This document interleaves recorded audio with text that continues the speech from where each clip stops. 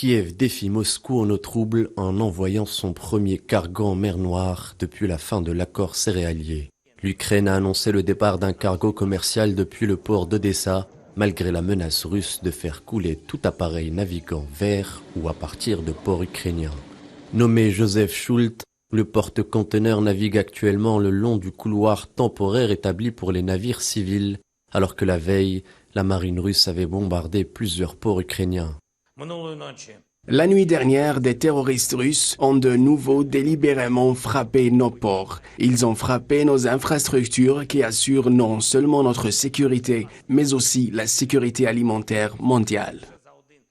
La pression exercée par Moscou sur les infrastructures et les navires ukrainiens n'a pas manqué de faire réagir Washington, qui accuse la Russie de provoquer une insécurité alimentaire mondiale. De telles actions du Kremlin affectent négativement les agriculteurs ukrainiens et tous ceux qui sont les plus vulnérables à l'insécurité alimentaire dans le monde. Les attaques de la Russie contre les infrastructures portuaires ukrainiennes ont détruit des centaines de milliers de céréales ukrainiennes. Le coup de poker tenté par Kiev vise selon plusieurs observateurs à voir quelle serait la réaction de Moscou. La Russie va-t-elle ou non bombarder un navire civil ?